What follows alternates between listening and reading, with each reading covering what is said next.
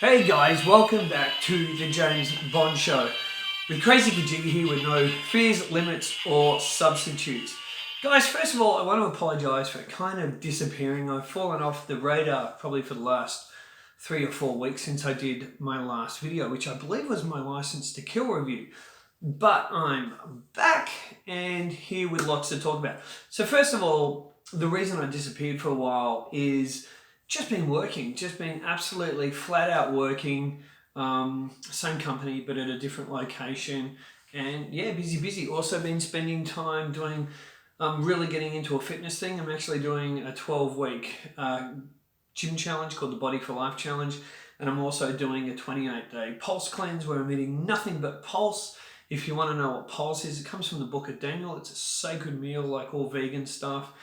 It's like nuts, grains, mango, coconut, you name it. It is absolutely incredible. If you want to look it up, go to a website called Don Tolman International and look up Don Tolman on YouTube, Don Tolman Part 1, and watch how he talks about the human body and real organic whole food health for medicine instead of toxic garbage that the pharmaceutical companies want to pump in you.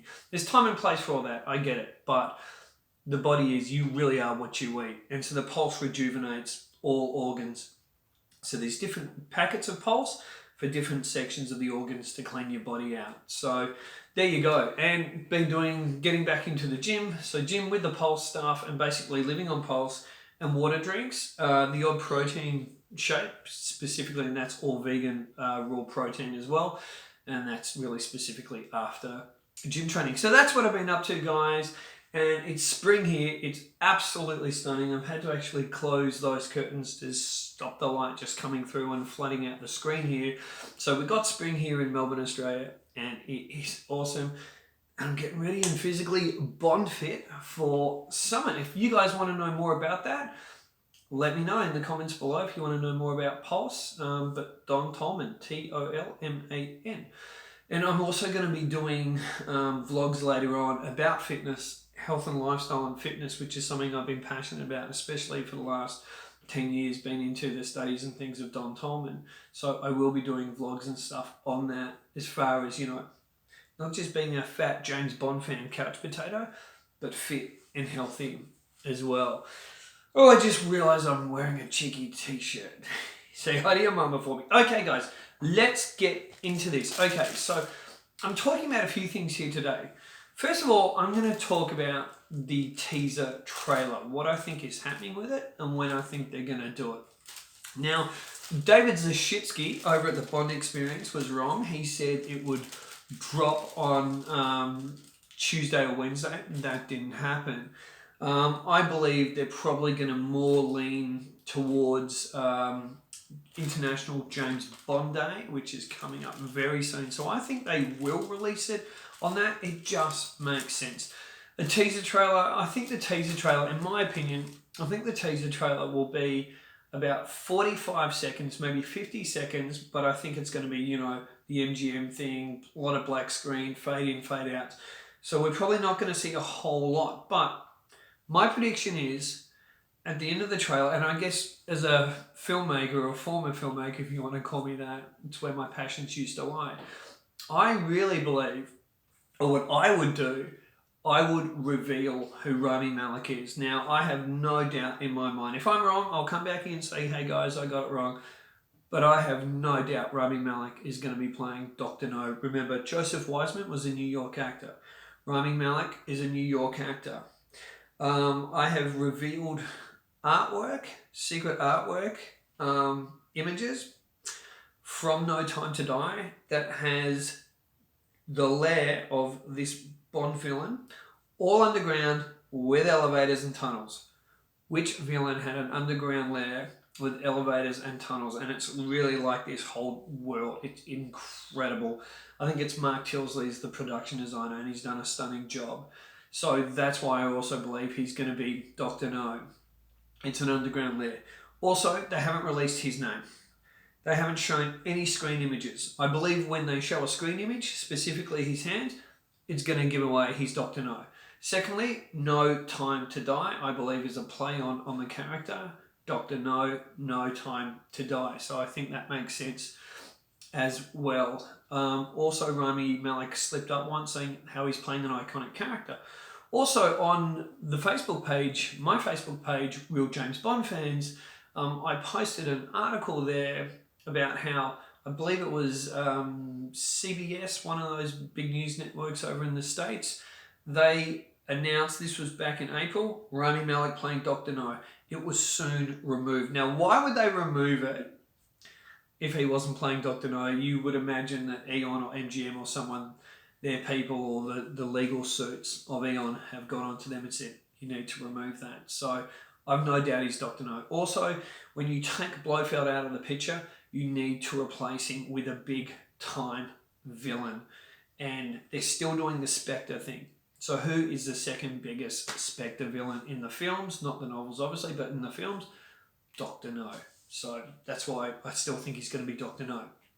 I believe what I would do, so maybe I'm confusing with what I would do with what I believe. I believe Dr. No's hand will be like a black screen at the end of the trailer, and I would do suddenly black screen, and you hear this breathing, and suddenly a hand come out like that, and it's a metal hand, and maybe it Bond's throat or something, or two hands, and show his metal hand. And as soon as we see that, we know, okay, he's playing Dr. No, and that creates hype, build up all across Facebook pages and everything, and it gets people excited, and we know Dr. No's back. And some people say, oh, you know, I don't really want him to do Dr. No, we've had Dr. No. This is a completely different timeline. If Christoph Waltz had done an incredible, amazing Blofeld, which unfortunately he didn't do, and I don't think he got to do with direction and writing on that script. If he did, we'd all be, oh, it was great, his Blofeld was incredible, wow.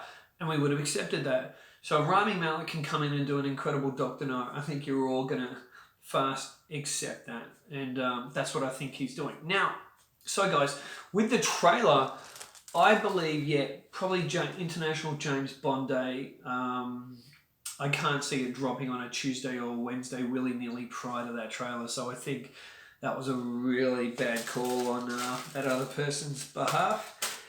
And I speak honestly about my feelings of that channel. Okay, so guys, here's an interesting little tidbit. Now, we've all seen the Matera car chases, and some of it's looked incredible. To be really honest, it hasn't got up to where I thought they were going. There was a blue Jaguar apparently filmed on set, and I thought maybe Mr. Hinks would be in that Jaguar, unless they're filming that stuff on a backlot at Pinewood Studios.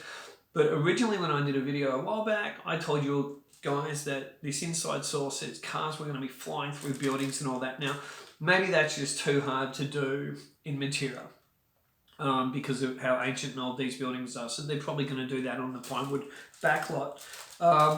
So on, I believe it was last Tuesday, in Sapri in Italy, they used fake signs to rename a train station. So they created a fictional train station, and the name of the town was Civita Lucana, okay, Civita Lucana, and it was all in the Matera region. Now that's where James Bond walks with Madeline, drops her off at a train station. Now, spoilers are something you know for sure. This is just potential spoilers. So if you don't want to hear potential spoilers, then maybe move on. But all these Bond 25 or No Time to Die chats all have potential spoilers pretty much. So if you don't want to hear any more, switch off, give it a like, make sure you subscribe, but I'm going to keep going. So there was a theory of thought that maybe Bond drops Madeline off after the crazy car chase because the DB5 has got gun holes all through it, it's shattered. So he drops her off at the train station. There's a scene where Bond hugs Madeline. Does he let her go at the end of it? To me, that doesn't make sense. We've been in Italy potentially for a honeymoon or maybe Q's gay wedding or something like that. Who knows? Whatever, right? And then suddenly, I'm going to hug you and goodbye just because we got chased by some bad guys? I don't know. To me, that doesn't quite work. But it's interesting that they have given the train station a completely fictional name. You really got to wonder, is Norway going to be Norway, or is it going to be part of Italy? And is Italy really going to be Italy? I would say Italy is going to be Italy within the film. because Matera and all that, you look at that and you know it's Matera. You just know it's Italy, so it would make no sense for, it being Jamaica or somewhere else or whatever. So that's my thoughts there, guys. But I hope they ramp up the action with the car chase scenes. I really do. I just want hardcore cars flying through the air, because they've got to take on Mission Impossible, especially when Mission Impossible are bringing out 2 films back to back. I believe it's 2021 and 2022. Now, with this rumour that they're shooting 2 James Bond films, which was mainly started by David Zashitsky, he's full of shit, so excuse the language, but that is just absolute garbage. People make statements like him that make statements that have no idea what they're talking about. They don't really back it up. His only backup was, because they're filming in so many different locations. Every other Bond film has filmed in so many different locations, and they've got a second unit and a third unit. Every Bond film has a second and a third unit, and they all go for 7 to 8 months. Now, the 8 months, you would include little parts of pickup photography, and maybe the second unit goes out or third unit goes out and does a bit more. But there's no way they're shooting 2 films back to back. The filming they started in January was only in Norway to get the ice and those lakes. The principal photography started in April. That's April to October, where they should wrap soon. The thing in Italy wasn't a wrap party. I think it was for Daniel Craig's birthday or something, or maybe just wrapping up in Matera or whatever, but it wasn't an official wrap party. They hold those in London. So that's what I think with that stuff at the moment. There's no way it's 2 films back to back. If they were doing that, they would be going right through to April. They'd be filming right through to April, literally a year, 6 months, and the films would be a lot shorter. If they had just shot 2 films, you'd be getting them out to probably 60-minute films. So they're not doing that. So that is complete garbage. Don't listen to that rubbish. Listen to someone that's got a bit of background in film and whatnot. Just use your brain and do your own research. So, guys, that is what I have for you today. Thank you all so much for joining me back here at the James Bond Show Facebook page is The Real James Bond Fans. And of course, you can come and join us on James Bond Collector's page. Now, guys, remember, if you come and join those pages, please make sure you answer all questions. If you don't, we're not going to add you. I'm sorry, but that's just the rules. You need to answer them, especially question number 2 on The Real James Bond Fans.